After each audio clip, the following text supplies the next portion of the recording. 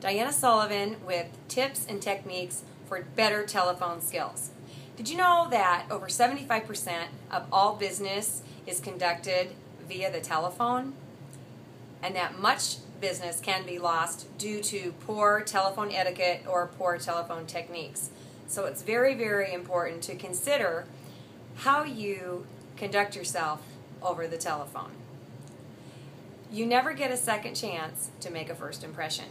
What I like to do is give you the 5 most common mistakes just so that we know to avoid those in the future. The first one, not being prepared. Can you relate to that? The second one, not listening. Oh, it's frustrating when you have someone on the other end that isn't listening. Not speaking clearly. It can be very, very difficult.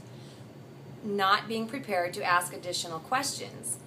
And finally, in a sales call, not asking for the appointment. So with that said, let's quickly take a look at how to overcome these 5 common mistakes. Be prepared. So basic, so simple, but yet people aren't always prepared. Have your pen, your pencil, your pad near the phone, so obviously it's there to use when you need it. Also, you always want to answer your phone with a positive professional greeting. Again, you never get a second chance to make a first impression, so make it great the first time. You want to be sure that your voice inflection has these 3 traits. You want to smile when you're on the phone. Yes, smile.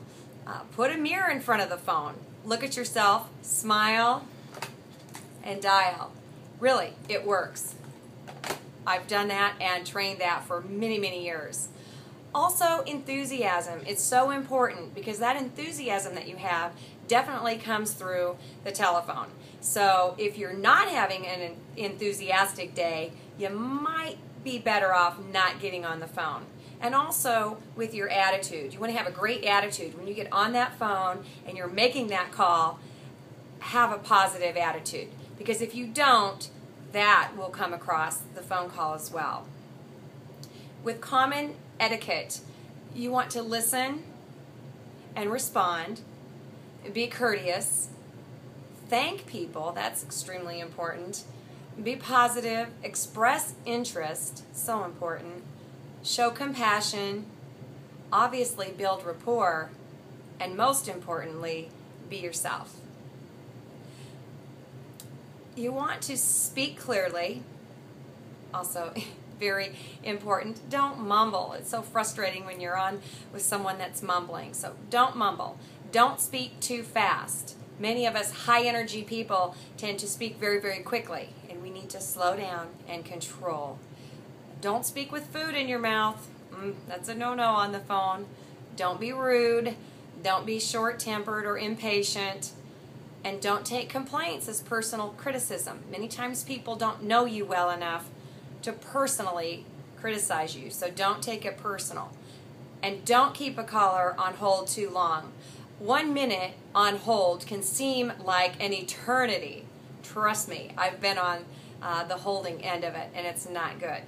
I'd rather click it off and call the next number to get the answers that I need, and many people feel the same. A quick self-critique of an incoming call. You want to ask myself, is my voice clear? Am I speaking loudly enough to be heard? Do I make a good impression?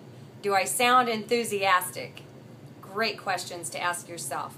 Am I decisive? Do I sound sincere? And with that said,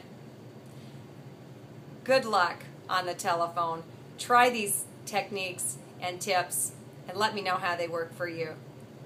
Remember, you never get a second chance to make a first impression. Have a great day. Diana Sullivan.